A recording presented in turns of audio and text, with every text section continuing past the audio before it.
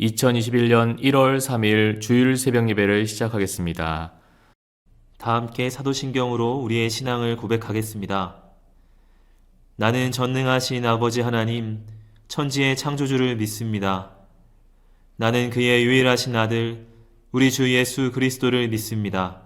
그는 성령으로 잉태되어 동정녀 마리아에게서 나시고 본디오 빌라도에게 고난을 받아 십자가에 못 박혀 죽으시고 장사된 지 사흘 만에 죽은 자 가운데서 다시 살아나셨으며 하늘에 오르시어 전능하신 아버지 하나님 우편에 앉아 계시다가 거기로부터 살아있는 자와 죽은 자를 심판하러 오십니다.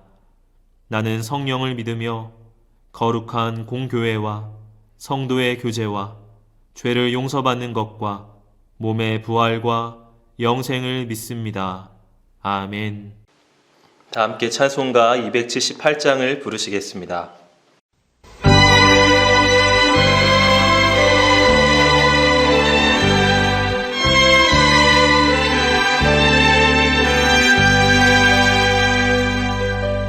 여러 해 동안 주 떠나 세상 연락을 즐기고 저 흉악한 죄에 빠져서 주 은혜를 잊었네.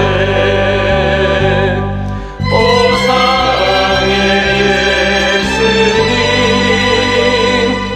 내 마음 원영이다. 곧 들어와 나와 함께하며 내 생명이 되소서. 죄악의 죽은 인생을 심히 불쌍히 여기사 저 하늘의 영광 버리고 이 세상에 오셨네. 오 사랑의 예수님, 내 마음은 원영이다. 곧 들어와 나와 함께하며 내 생명이 되소서. 공포를 입은 구주는 다시 면류관 쓰시고 저 십자가 높이 달리사 그 아픔을 참았네. 오 사랑의 예수님, 내 마음을 원영이다. 곧 들어와 나와 함께하며 내 생명이 되소서. 미련한 우리 인생은 주의 복을 모르고 그 쓸쓸한 사막 가운데 늘 헤매고 다녔네. 오 사랑의 예수님, 내 마음은 원영이다. 곧 들어와 나와 함께하며 내 생명이 되소서.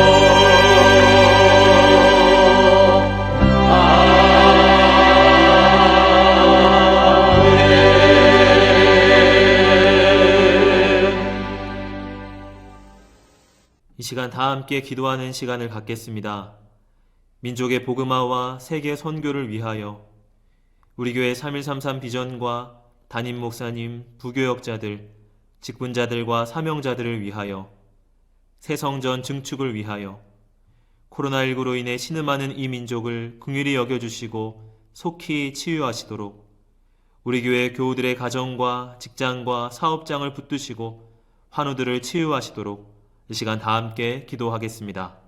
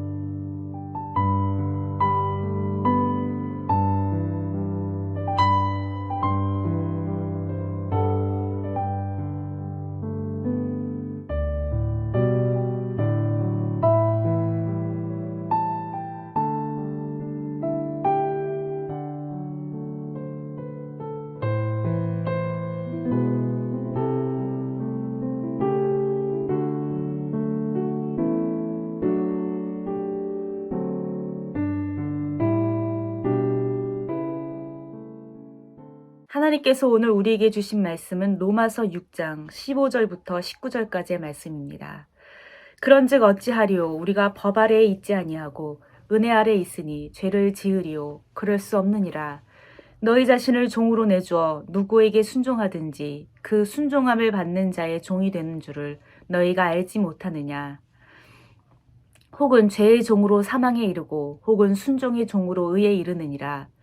하나님께 감사하리로다. 너희가 본래 죄의 종이더니 너희에게 전하여 준 바 교훈의 본을 마음으로 순종하여 죄로부터 해방되어 의에게 종이 되었느니라. 너희 육신이 연약함으로 내가 사람이 예대로 말하노니 전에 너희가 너희 지체를 부정과 불법에 내주어 불법에 이른 것 같이 이제는 너희 지체를 의에게 종으로 내주어 거룩함에 이르라. 아멘.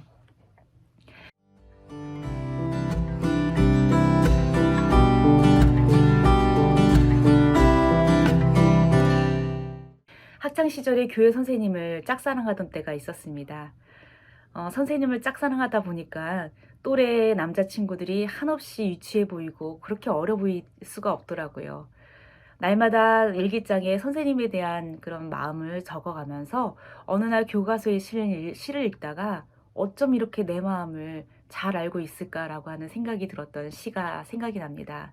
바로 한용운의 복종이라고 하는 시입니다. 복종. 남들은 자유를 사랑한다지만 나는 복종을 좋아하여요. 자유를 모르는 것은 아니지만 당신에게는 복종만 하고 싶어요. 복종하고 싶은데 복종하는 것은 아름다운 자유보다도 달콤합니다. 그것이 나의 행복입니다.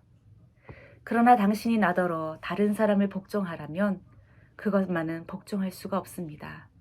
다른 사람을 복종하려면 당신에게 복종할 수가 없는 까닭입니다. 한영훈 선생은 스님이었지만 성경을 참 잘 알았던 것 같습니다. 이 시는 오늘 우리가 읽고 있는 본문을 그대로 옮겨놓은 듯하기 때문입니다. 성도들은요, 때로 이 시인 한용운보다 이 놀라운 복음과 은혜의 비밀을 더 잘 모르는 것 같을 때도 있습니다. 하나님은 우리를 죄의 종에서 은혜로 그분의 자녀를 삼으시고 자유를 주셨습니다. 하지만 자유의 참 의미를 모르고 은혜를 망각한 우리들은 그 은혜를 빌미로 계속해서 심각한 죄를 반복적으로 저지르고 살고 있죠. 성사학자 박윤선 목사님은 은혜 아래에 있는 우리가 죄를 짓는 것은 무지 때문에 또는 사랑을 원수로 갚는 악독한 죄라고 말하고 계십니다. 때로는 하나님을 모르던 시절에 자신이 저질렀던 죄를 깨닫고 회개하다 못해 죄책감에 사로잡혀서 회개만 하며 풀죽어 살아가는 그리스도인들도 마찬가지입니다.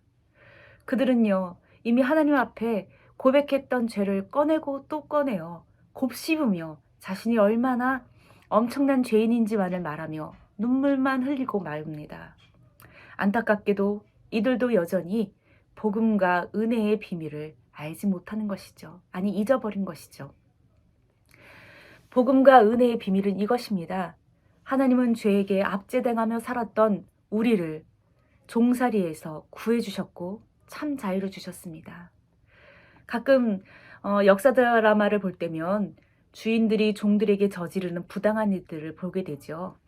내가 만약 저 시대에 태어났다면 얼마나 내가 힘들고 억울했을까라고 생각해 볼 때가 있습니다. 왜냐하면 아무리 억울한 일을 당해도 종인 나를 구해줄 수 있는 방도가 없는 시대를 살았기 때문이겠죠.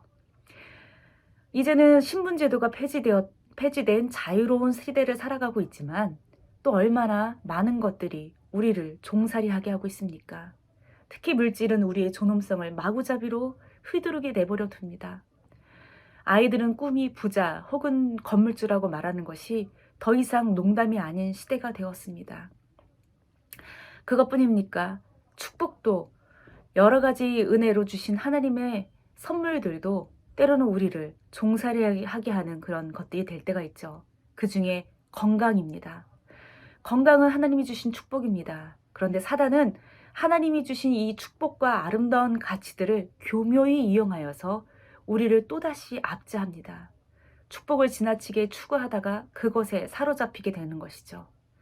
축복이었던 건강이 우리의 최고의 가치가 되는 순간부터 우리는 건강염려증에 사로잡히게 됩니다. 그리고 또한 누군가를 혐오하게 되고요. 평화롭게 누리던 사람과 사람의 대면을 두려워하게 만들고, 더 가슴 아픈 것은 어려운 일을 당한 성도들을 돌아보는 것을 꺼려도 되는 면죄부처럼 이용하고 말게 된다는 것이죠. 우리는 건강이라는 하나님이 주신 복을 누리기보다 그것에 매인 삶을 살며 두려워하는 종살이를 하게 있지는 않습니까? 하나님은 이런 오늘날의 우리를 보며 물으실 수도 있습니다. 내가 너희에게 준 자유는 어디에 버렸는가? 바울은 죄로부터 해방된 우리에게 다시 욕망과 자기 중심성에 빠져 죄에게 우리의 자유를 헌납하고 있다라고 지적하고 있습니다. 이제 그는 우리가 어떻게 살아야 되는지 분명하게 외칩니다. 대립되는 두 주인을 섬길 수 있는 종은 없습니다. 주인들은 모두 절대적인 순종, 복종을 요구하기 때문입니다. 그러므로 부정과 불법에 우리 온몸을 내어주어 종으로 살지 말고 예수님을 우리의 주인으로 모시며 우리의 사지와 은사와 힘과 열정을 그분께 바치며 순종하라고 말하고 있습니다. 복종하고 싶은데 복종하는 것은 아름다운 자유보다 달콤합니다. 그것이 나의 행복입니다. 우리가 주님을 주인으로 모시며 종살이하는 것은 이전의 종살이와 전혀 다른 새로운 삶을 살게 되는 것입니다. 그것은 내게 주신 이 자유를 사랑하는 주님께 온전히 드리는 이유가 사랑하기 때문이며 사랑하는 내 주님께 바쳐진 삶 그 자체가 행복이기 때문입니다. 주신 말씀을 생각하며 잠시 묵상으로 기도하겠습니다.